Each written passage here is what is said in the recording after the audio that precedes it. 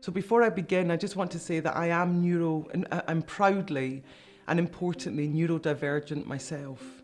And I think that is the beginning point of my work, of my study, of my question, because I'm very much engaged in primary research where I make creative work with learning disabled and autistic adults. So what I'm very interested in, and that's what my study is there's several areas. One is around how we make learning disabled-led political theatre. How do you do that with a group that is so oppressed, so marginalised, where that trauma is so internalised as well? And the piece of theatre that I'm specifically focusing on for my research project is a piece called Not Fkin Sorry. And I made this piece of theatre, which has now been made into a professional film, in collaboration with these 4 actor, writer, performers. Stephanie, DJ, Emma and Adam as collaborators. I think that's really important.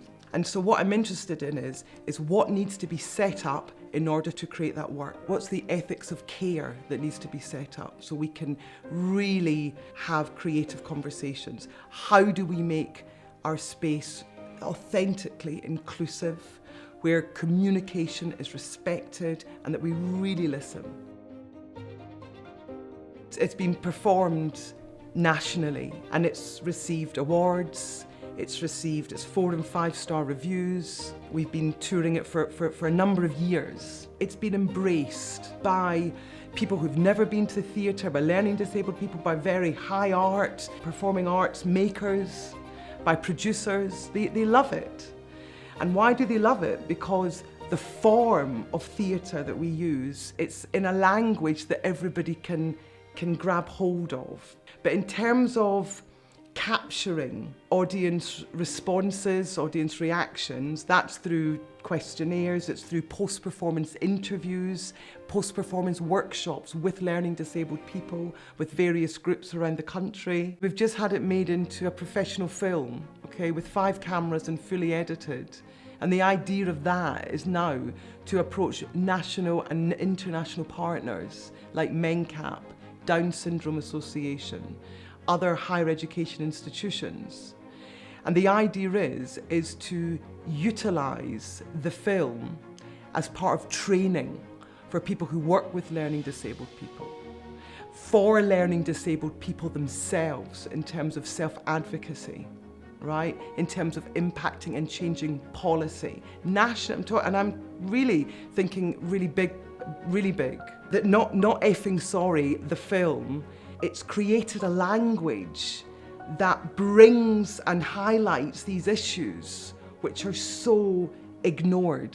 We're going to be having screenings of Not Fkin Sorry, and we're having conversations with these partners to look at, right, what courses can we set up? What training can happen now? Which is also in partnership with RICS, Inclusive Research Centre. So we've got about 100 questionnaires that we're analysing at the moment, and the responses are just like, people are shocked, you know, and they didn't know, and the sort of the unconscious biasness that's coming through of the belief that learning disabled people are less than, that they are not considered. That they're put down, whether it's on TV, whether it's, you know, they're just constantly excluded, is coming to the forefront. So the relevancy of the piece is coming through these questionnaires, the responses. So that's really exciting because it feels like a very political piece of work. I have started to reach out to international partners and to national partners. I've already got a whole list of organisations on board. In September, actually, I'm going to be holding a screening here at UEL, and I'll be inviting some of those partners along to start really thinking about what's the package? How can we roll this out? What is the training opportunity for this? I'm even in conversation with West Sussex Police, because of course the way learning disabled people are dealt with is really important. The other part is that I am, at this very moment, I've got a number of interns who are transcribing all the audio and video recordings of rehearsals, but also when we were on tour. Even before the actors go on stage, there's a lot of work that has to be done before because of the trauma, because they've got to really believe in themselves. It's a very in-your-face piece of theatre.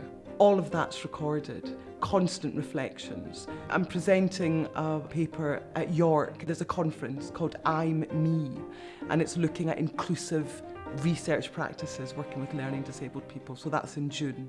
I'll be writing, hopefully co-writing, some academic papers as well. The message is how do we really get people to position themselves, to become really conscious about their own privilege, and the fact that it's not about feeling guilty or not, because that's easy, you can turn away.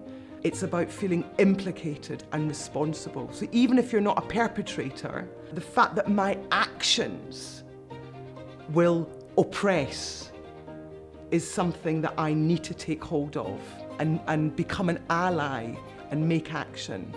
That's what drives me in terms of my own practice and what we have made.